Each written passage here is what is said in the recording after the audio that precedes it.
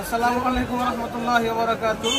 আজকে আমরা আছি এখন আমাদের মহব্বতের ভাই জাকির ভাইয়ের টেলার্স দারুল লিবাস, না আপনার টেলার্সের নাম? মাশাআল্লাহ।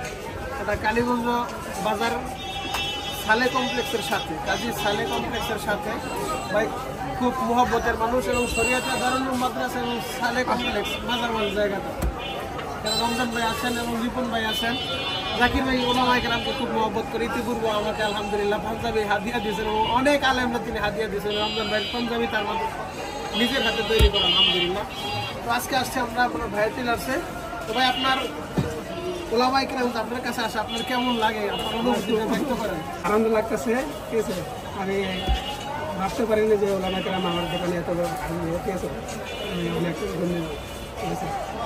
সবাই আপনারা জাকির ভাইয়ের জন্য দোয়া করবেন এবং কেরানীগঞ্জের আশেপাশে যারা আছেন সবাই জাকির ভাইয়ের টেলার্সে আসতে পারেন, কারণ তিনি খুব সুন্দরভাবে সুদক্ষ কারিগর দ্বারা যারা কাজ করতেছে, তার কারিগরগুলো খুব দক্ষ, যারা খুব সুন্দরভাবে নিখুঁতভাবে পাঞ্জাবি তৈরি করে। আপনারা ইনশাল্লাহ এখানে আসতে পারেন।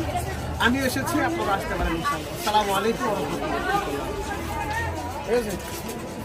জাকির ভাই সবচেয়ে বড় বিষয় হলো ওলামায়ে কেরামদেরকে দিল থেকে মহব্বত করে।